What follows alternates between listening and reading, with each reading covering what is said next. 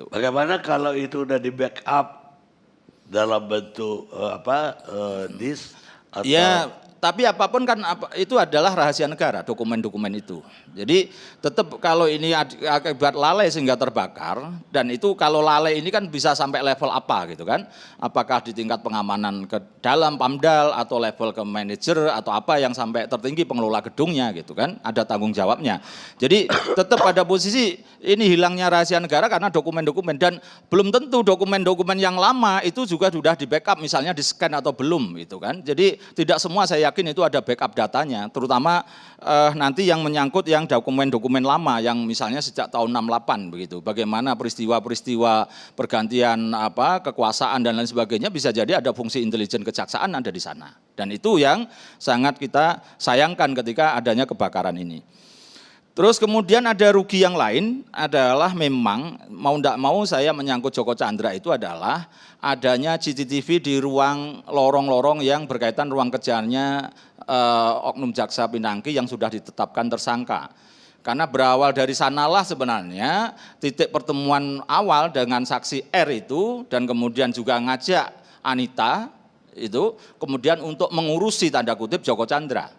Baru kemudian berikutnya ada yang terbang 2 orang ke Singapura, baru ke Kuala Lumpur, kemudian ada terbang lagi bertiga, Anita, Pinangki, dan R ke Kuala Lumpur dari Jakarta, dan kemudian ada lagi pertemuan berikutnya. Tapi kalau ini satu rangkaian itu misalnya rekonstruksi kan, misalnya perampokan, di mana rencana awal mau merampok, kan itu kan. Nah ini juga begitu, dugaan membantu Joko Chandra yang berkaitan jadi tersangka-tersangka ini adalah berkaitan dengan titik awal pertemuan itu, dan CCTV-nya merekam itu mestinya dengan baik, dan karena terbakar juga menjadi hilang. Meskipun saya sebelumnya ngomong sekunder juga tidak bisa dikatakan sekunder, primer juga sebenarnya kalau kemudian harus dipahami ini satu rangkaian peristiwa penanganan perkara korupsi. Karena juga bisa jadi yang lain lagi nanti Oknum Jaksa Pinangki ini selain didatangi orang, mendatangi siapa?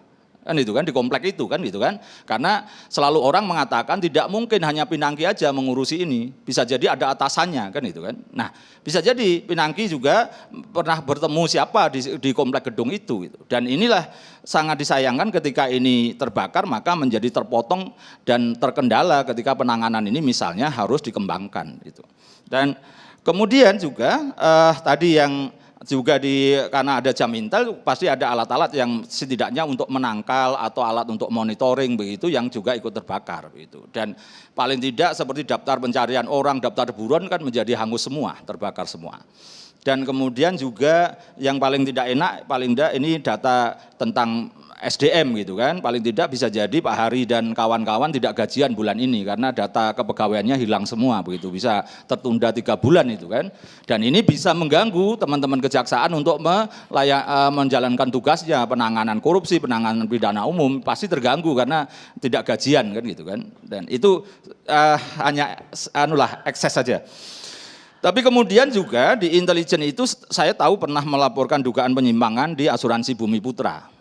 Karena dana pemerintah yang dikelola di asuransi Bumi Putra meskipun swasta, tapi dugaan ada penyimpangan di situ gitu. Dan itu saya yakin juga terbakar dokumen-dokumen, meskipun bisa dicari lagi misalnya seperti itu. Tapi setidaknya itu saya tahu itu. Terus kemudian pernah ada telaah misalnya asuransi Asabri, pernah ada. Dan juga ada berkaitan instansi yang lain terkait dengan cuaca, itu juga pernah ada pelaporan ke sana dan ditelaah sana. Jadi intelijen ini banyak sebenarnya yang ini kan yang saya ketahui itu kan, yang saya tidak ketahui pasti lebih banyak lagi dan bisa jadi ada perkara-perkara besar di situ yang ditelaah paling tidak gitu kan. Meskipun nanti setelah selesai diserahkan ke Jampitsus. Dan kemudian pada posisi berikutnya adalah ini kan kembali lagi pada tadi yang disampaikan oleh Pak Mahfud itu tentang uang yang katanya sudah dieksekusi. Oke, sudah dieksekusi, tapi menyangkut berkaitan sisanya yang 359 miliar kan belum pernah dibawa ke pengadilan sebagai uang pengganti juga belum. Dan kemudian pada posisi ini mestinya kan Kejaksaan Agung karena ini sudah daluarsa sebenarnya kan harus menggugat perdata Bank Bali yang sekarang jadi Bank Permata untuk menggenapi kerugian negara 905 miliar sesuai temuan BPKP. Sudah kita bahas kemarin bahwa apapun itu bukan soal cesi tapi adalah soal dugaan melanggar peraturan pencairan dana dari BPPN kepada Bank Bali atas tagihannya di BDNI dan Bank Umum Nasional yang itu tidak didaftarkan BI dan tidak ada jaminannya sehingga dianggap tidak memenuhi syarat. Dan itu sudah ditolak 3 kali dan kemudian ada gerilya, kemudian bisa dibayarkan dan kemudian upahnya dibayar itu sampai separuh lebih 546. Jadi bukan cesinya kan itu kan. Jadi ini tapi negara masih rugi sebenarnya sekitar 359 miliar sisanya itu. Dan itu mestinya ini rangkaian administrasi kan juga bisa di Kejaksaan Agung itu sampai di level pimpinan, ada di Wakil Jaksa Agung maupun Jaksa Agung. Jadi ini yang sebenarnya kemarin berkaitan dengan eksekusi itu adalah sebenarnya eksekusi terhadap kekurangan ini gitu. Tapi karena Pak Antasari mungkin agak lupa-lupa begitu, jadi menyatakan yang 546 itu sudah tereksekusi dan sudah disetorkan ke negara. Terus berkaitan dengan juga Jaksa Pinangki begitu, betul tadi sudah ditambahkan pasalnya katanya. Tapi itu pun kan kemarin ketika saya naik kereta ekonomi itu kan sampai harus menyatakan ke Pak Hari, apa menunggu saya pra-peradilan untuk sekedar menambah pasal? Apa tuh menunggu saya pra-peradilan untuk menambah tersangka untuk pemberi? Masa hanya penerima? Apa menunggu saya kemudian misalnya pencucian uang misalnya gitu. Dan saya minta kemudian kemarin juga bahwa mestinya untuk mengimbangi kepolisian yang juga sudah mengundang KPK, ini juga harus bersedia kejaksaan mengundang KPK. Karena ini semakin liar Pak Hari, isu macam-macam, bahkan di luar isu hukum pun sudah macam-macam. Dan itu berkaitan dengan ketertutupan dari Kejaksaan Agung memproses oknum Jaksa Pinangki. Mulai tadinya mau diberhentikan struktural aja tarik ulur, bahkan masih ada mau mutasi ke tempat lain. Dan kemudian dugaan yang rame itu adalah izin Jaksa Agung, meskipun saya tahu itu memang undang-undangnya begitu. Tapi ketika tiba-tiba ada peraturan Jaksa Agung pedoman untuk pemanggilan jaksa itu menjadi suatu yang masalah. Terus penunjukan lawyer yang seakan-akan dari Persatuan Jaksa Indonesia begitu, seakan-akan masih diurusi itu. Jadi rangkaian yang sifatnya tertutup ini mencurigakan semua orang dan seluruh rakyat Indonesia pengertian saya, karena tidak seperti di Barreskrim yang begitu getolnya langsung tersangka, pemberi dan jenderal segala macam dan kemudian mengundang KPK untuk gelar perkara gitu kan. Dan sementara Kejaksaan Agung nampak tertutup, tidak pernah ada keinginan mengundang KPK untuk mensupervisi. Jadi kalau mestinya tidak ada yang ditutupi dan tidak dilindungi, mestinya ini KPK diajak untuk mensupervisi dan memang undang-undangnya berlaku seperti itu, boleh melakukan supervisi dan mengambil alih. Jadi dan termasuk ini yang majalah Tempo terbitan edisi Minggu kemarin dan hari Senin itu, bahwa di sana dikatakan ada dugaan Jaksa Agung mengetahui perjalanannya Pinangki begitu. Dan ini mestinya akhirnya kan apakah kemudian seperti Pak Johnson mengatakan ini dibuka oleh media dan para hacker, kan itu kan? Jadi nantinya malah kemudian kita malu sendiri semua. Dan untuk menghindari itu mestinya mengajaklah KPK, Pak Hari, Kejaksaan Agung, tolonglah itu supaya tuduhan-tuduhan isu miring terhadap Kejaksaan Agung melindungi dan melokalisir itu menjadi terbantahkan ketika bersedia mengajak KPK untuk mensupervisi.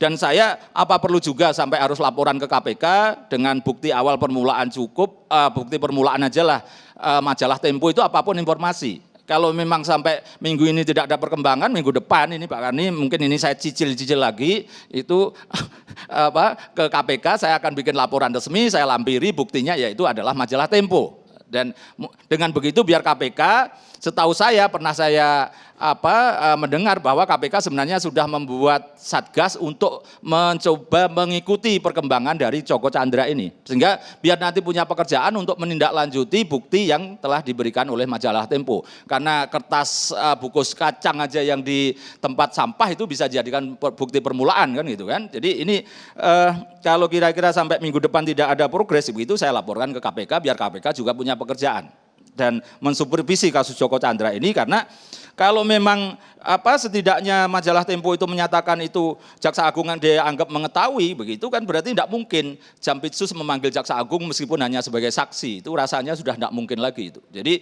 biarlah KPK nanti yang akan dan itu sebenarnya saya juga memberikan kesempatan kepada Jaksa Agung untuk mengklarifikasi. Kalau memang clear dan kemudian nyatakan KPK tidak terlibat, malah namanya bersih dan itu lebih enak begitu. Jadi bukan tujuan saya sejak awal itu tidak ingin menyakiti orang, tapi proses hukum ini harus berjalan. Dan kemudian adalah misalnya dengan peran-peran lain misalnya yang terkait dengan ini. Kalau Tommy Sumardi yang dulu katanya TT itu kan Tommy Tumardi, Pak. Jadi bukan salah saya, kan akhirnya juga saya sebutkan itu kan. Bang Karni juga sudah mengumumkan kan gitu TS itu kan. Nah, ada yang terkait dengan itu juga sudah dipanggil. Tapi di Kejaksaan Agung yang namanya AIJ itu aja baru kemarin setelah saya desak-desak dikatakan diperiksa. Padahal itu keterkaitan dengan Pinangki jelas. Terus misalnya dengan inisial PG itu juga belum dipanggil setahu saya. Ini betul-betul lamban Pak Hari. Jadi kesempatan Pak Hari karena datang hari ini ya terpaksa ya saya harus ya bukan dirujak lah Pak Hari. Jadi ya diberi masukan biar pulang nanti bisa dibawa disampaikan kepada pimpinan. Dan ini yang saya juga tidak ingin, tolonglah kasihanilah saya kalau boleh memohon begitu, karena nanti kalau lamban-lamban terpaksa pra-peradilan seperti kasus Jiwasraya ketika tidak ditetapkan tersangka pencucian uang, saya pra-peradilan. Akhirnya ya baru kemudian ditetapkan tersangka pencucian uang. Bahkan sampai perusahaan-perusahaannya termasuk manajer investasinya ditetapkan tersangka. Nah, dalam pengertian ini, mestinya Kejaksaan Agung mampu mengimbangi kepolisian yang begitu cepat dan begitu progresif, promoter gitu. Kejaksaan Agung mudah-mudahan bisa segera ke sana dan mestinya juga izinkanlah Komisi Kejaksaan itu apapun dia aparat presiden untuk mengakses yang banyak terhadap proses-proses di Kejaksaan Agung. Kepolisian itu sampai Kompolnas itu diajak diberitahu meskipun secara rahasia, tapi ini kan sampai Komisi Kejaksaan ini mau manggil aja enggak pernah didatangkan begitu. Dan terakhir kemarin bahkan saya dengan menyebut dengan jelas ada pejabat tinggi Kejaksaan Agung melakukan komunikasi dengan Joko Chandra. Dan itu adalah komunikasi yang seperti apa, tapi kontennya yang penting bukan itu. Kontennya adalah pejabat ini mendapatkan nomor HP Joko Chandra yang pribadi itu dari siapa. Dari siapa kemudian dari siapa. Itu justru kunci besar di situ untuk melihat rangkaian bahwa oknum Jaksa Pinangki ini apakah hanya bermain sendirian atau ada keterkaitan dengan pihak lain.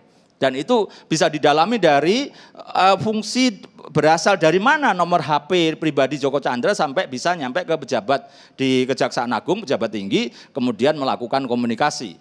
Dan itu pun setahu saya belum ada proses yang kemudian Kejaksaan Agung, oke, itu akan kita hadapkan kepada Komisi Kejaksaan. Juga belum ada sampai hari ini. Jadi ini proses-proses yang tolonglah mungkin aja Pak Hari, ketertutupan ini kemudian kalau saya ini apapun musibah tapi bisa jadi ini hukuman karena ketertutupan itulah kemudian diganjar terbakarnya gedung Kejaksaan Agung. Jadi ini kita bicara spiritual Pak Ari. Karena saya dari Gunung Lawu jadi sekarang bicaranya sedikit spiritual gitu. Karena semedi, karena dulu Bang Karni mengatakan saya semedi di Lontar desanya Pak Firly. Tapi itulah kira-kira, kemudian juga masih ada sisa berkaitan dengan rangkaian Joko Chandra ini adalah imigrasi. Ini ombudsman yang belum pernah disentil Bang Karni itu harusnya segera melaporkan apa yang terkait dengan di imigrasi berkaitan dulu paspor ditunjukkan kepada Bang Karni dan kemudian berkaitan dengan juga keluar masuknya dan kemudian ternyata kewarganegaraan belum pernah dicabut misalnya. Jadi itulah rangkaian dan ini Bang Karni ini ada rangkuman saya nanti biar habis gitu dan mudah-mudahan saya sudah tidak ditagih Bang Karni, saya serahkanlah rangkuman ini ada A dan ada P itu kan. Kira-kira itu rangkuman saya, habislah itu di situ.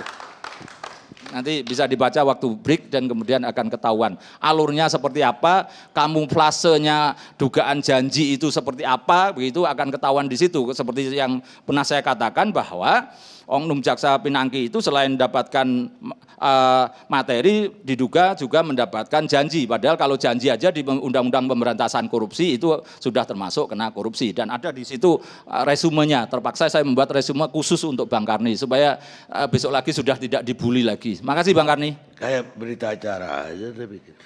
Bukan. Kayak gitu kok berita acara. Ada inisial baru lagi tadi yang ada sebut PG. Siapa tuh PG? PG, pakai P. Oh, P. P. Ini kesannya udah PG.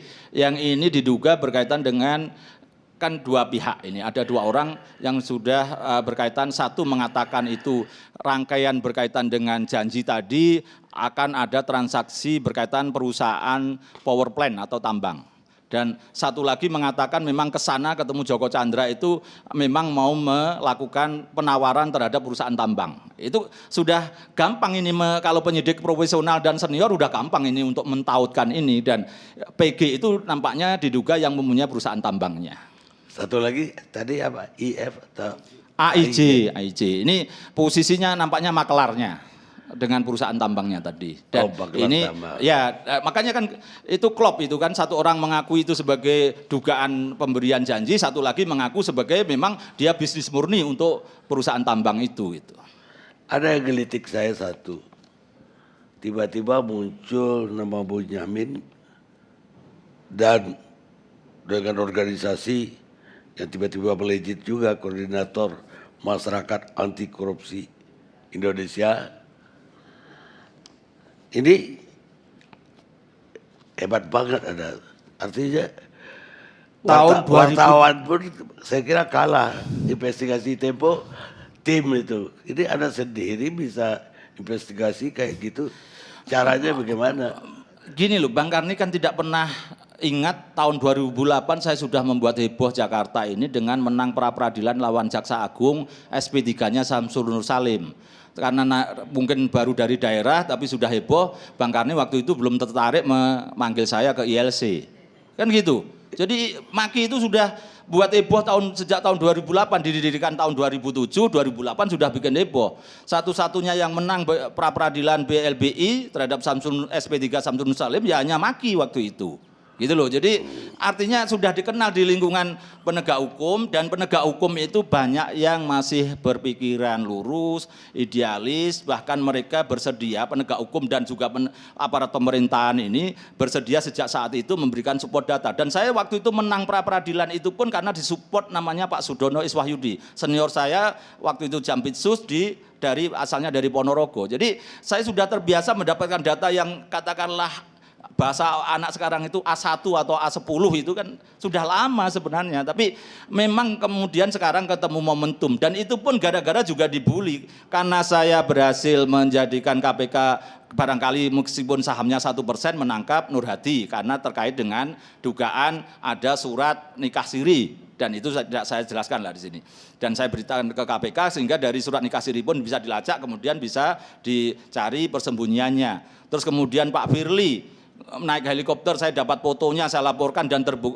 paling tidak itu benar diakui dalam persidangan tadi Dewan Pengawas, memang naik helikopter yang kata bahasa saya itu mewah itu gitu. Jadi dan kemudian sekarang berkaitan Joko Chandra ini aja, karena waktu itu seperti yang pertama kali ILC di sini, karena saya dibully oleh wartawan senior yang seangkatan saya, masa kamu tidak punya datanya Joko Chandra? Itu sama sekali waktu itu bilang nggak punya ketika Joko Chandra mengajukan PK itu. Tapi kemudian karena lawyernya itu ngomong PK itu melengkapi KTP, maka saya gampang kalau mencari identitas KTP kan gitu. Kemudian ketemulah paspor, ketemulah surat jalan, ketemulah yang lain-lain berkait dengan oknum jaksa, berkaitan dengan yang juga belakangan ini kemudian ada TT jadi TS itu kan, kemudian nanti rangkaiannya uang yang diberikan berapa itu akan semakin terungkap. Dan jujur Bang Karni, lama-lama saya pasti kalah dengan penyidik kepolisian dan penyidik Kejaksaan Agung, apalagi KPK, karena mereka punya kewenangan. Jadi kalau toh nanti bergulir berkaitan dengan penanganan perkara, lama-lama sudah tidak laku di ILC, karena pasti polisi lebih jago, lebih hebat menetapkan tersangka dan jumlah uangnya. Kejaksaan juga gitu, KPK mungkin ada yang terlibat lebih besar. Jadi begitu nanti urutannya, detektif swasta lama-lama kan kalah. Jadi Anda cuma buka jalan lah gitu kira-kira. Satu lagi, kemarin itu ada fokusnya yang disorot habis itu kepolisian. Malam ini kejaksaan saya lihat. Ini kenapa ada perubahan arah begini? Ya kan kedua-duanya memang perlu disorot. Kan kalau nanti saya nyorot kepolisian nanti dikira tidak adil, saya ternyata pendukung beratnya kejaksaan. Kan itu, seperti kemarin tentang isu calon Kapolri, ketika saya membuka pertama kali dianggap menyerang Kabar Eskrim, tereliminasi tidak bisa jadi Kapolri. Terus kemudian setelah tertangkap Joko Chandra, kemudian saya menyatakan bisa jadi layak jadi Kapolri. Tapi kemudian juga saya ngomong Pak Idam Aziz karena tegasnya layak diperpanjang 1 tahun, memang undang-undangnya ada. Terus kemudian ketika kejaksaan kemudian ada bau-bau ini tidak transparan, ada yang kelihatan dilindungi, dipanggil komisi kejaksaan tidak. Kemudian saya juga tidak mengejar ke sana. Nanti malah ternyata saya ini diorder oleh Kejaksaan Agung menyerang kepolisian. Nah, malah saya jadi nama saya jelek dan bisa jadi nanti dianggap saya ini hanya buzzer gitu kan. Nah, ini yang dalam melakukan tugas lah, bukan pekerjaan. Karena Maki tidak punya rekening, tidak punya program kerja, tidak punya struktur, tidak punya anggaran apapun kecuali dari kantong lawyer saya sendiri, tidak menangani korupsi, tidak pernah meres, tidak pernah nyuap, hanya menggoyang pohon mangga, mangganya jatuh diambil Bang Johnson, diambil Pak Magdir gitu kan. Saya jangankan itu mangganya 10 nggak minta 1, kulitnya aja nggak pernah minta saya. Ini ada beliau-beliau ini, Pak Magdir bisa ditanya itu. Nah, dengan begitu saya ingin selalu berusaha netral, membawa lembaga Maki ini karena seperti sebuah Maki ya Boyamin ya Maki begitu, sehingga kantor lawyer saya tidak pernah kecuali dulu waktu membela Pak Antasari Azhar aja. Jadi nggak ada sponsor dalam investigasi ini? Saya yakin, seyakin-yakinnya sejak tahun 2010 saya itu disadap oleh banyak lembaga. Kalau saya dapat sponsor atau diminta sponsor pasti akan ketahuan dan akan dibuka. Dan saya merasa dibesarkan oleh media, kalau saya disponsori apalagi dapat duit, saya sama dengan mengkhianati media, termasuk ILC. Baik, terima kasih banyak. Tapi yang menarik bagi saya tadi, ternyata sumber informasi ada, pejabat-pejabat juga. Ya, karena mereka masih banyak yang punya hati nurani. Bahkan ketika ketemu saya silaturahmi belum punya data, berjanji Bang nanti kalau ada data yang bagus saya serahkan ke Abang. Karena saya menjamin saya selalu tidak membuka rahasia. Kedua, tidak pernah menjadikan duit data itu. Dan tidak untuk meras orang. Dan ketiga adalah selalu pasti saya usahakan untuk saya urusi, saya laporkan kepada KPK, Kejaksaan maupun polisian, tidak diproses, saya gugat sampai habis, termasuk waktu Pak Saud Sitomorang Senturi tidak jalan-jalan, saya gugat 6 kali dan berhasil menang. Itu waktu itu kan juga dipanggil ILC itu menang pra peradilan Senturi. Masa Bang Karni masih meragukan sekarang seakan-akan muncul baru sekarang gitu kan? Baik, terima kasih. Enggak supaya publik tahu bahwa ada itu udah lama. Paham maksudnya Bang Karni, ini kan pura-pura kita tiktokan aja gitu loh.